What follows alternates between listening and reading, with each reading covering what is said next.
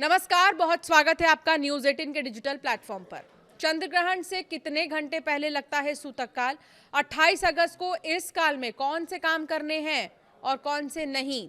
इस साल का अंतिम चंद्र ग्रहण 28 अगस्त को रक्षाबंधन के दिन लग रहा है। ये एक आंशिक चंद्र ग्रहण होगा।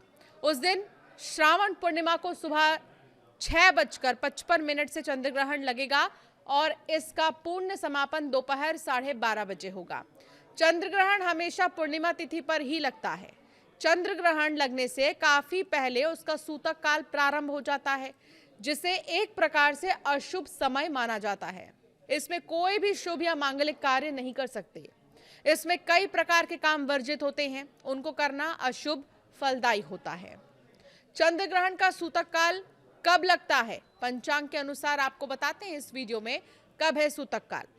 पंचांग के अनुसार चंद्र ग्रहण का सूतक काल ग्रहण के प्रारंभ समय से ठीक 9 घंटे पहले शुरू हो जाता है। सूर्य ग्रहण का सूतक काल ग्रहण के प्रारंभ समय से 12 घंटे पहले शुरू होता है। इस आधार पर देखा जाए तो 28 अगस्त को लगने वाले चंद्र ग्रहण का सूतक काल 27 अगस्त को रात 9:55 से शुरू होना है। चंद्र ग्रहण का सूतक काल 9 घंटे पहले तो शुरू होता है, लेकिन ये जल्दी खत्म नहीं होता। जब चंद्र ग्रहण पूर्ण रूप से खत्म होगा, उसके साथ ही सूतक काल का समापन होता है। उसके बाद ही घर, मंदिर, पूजा या आदि शुद्धिकरण करते हैं। ऐसे में 28 अगस्त के चंद्र ग्रहण का सूतक काल दोपहर 12:30 बजे खत्म होना चाहिए। सूतक को अशुभ समय माना गया है।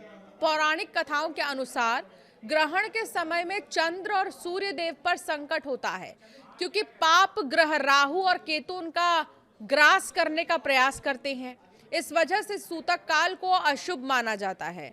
जब उन पर से संकट दूर होता है तो सूतक समाप्त हो जाता है। ग्रहण के समय राहु और केतु के नकारात्मक ऊर्जा के प्रभावों से बचने में भी सूतक काल सहायक होता है, क्योंकि इसमें सभी कार्य वर्जित होते हैं। ग्रहण समय में लोगों को घरों से बाहर निकलने के लिए भी मना किया जाता है। 28 अगस्त को लगेगा चंद्र ग्रहण का सूतक काल। ज्योतिष शास्त्र के अनुसार जब कोई ग्रहण अपने देश काल में दिखाई देता है तो उसका सूतक काल मान्य होता है। 28 अगस्त को लगने वाला चंद्र ग्रहण भारत में दिखाई ही नहीं देगा। इस वजह से उसका सूतक काल भी मान्य नहीं होगा। सूतक काल न होने से आप सभी कार्य सामान्य दिनों की तरह कर सकते हैं। सूतक काल में अब आपको क्या नहीं करना है ये भी सुनिए।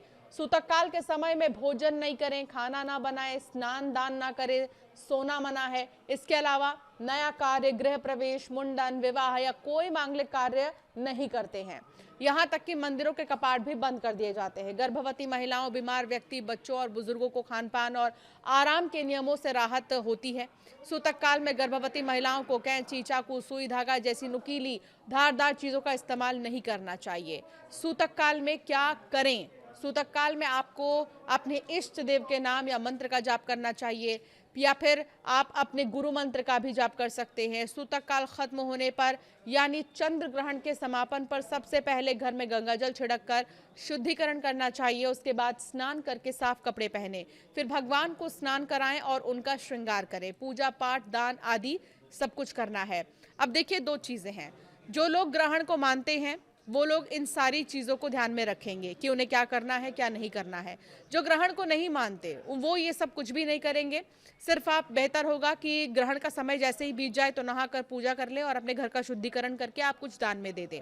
एक और चीज़, जो लोग ग्रहण को मानते हैं, क्योंकि संसार में एक ही सूर्य, एक ही चंद्र है, तो इसीलिए कई लोग ऐसे भी हैं जो भले ही इसका असर भारत में ना हो या भारत में ये ग्रहण दिखाई ना दे, वो ज़रूर मानेंगे, क्योंकि ग्रहण लगा है। भले ही हमारे देश में ना दिखाई दिया हो, लेकिन वो इस चीज़ को मानते हैं और जो जो कार्य नहीं करने चाहिए ग्रहण के दौरान वो भी करते हैं।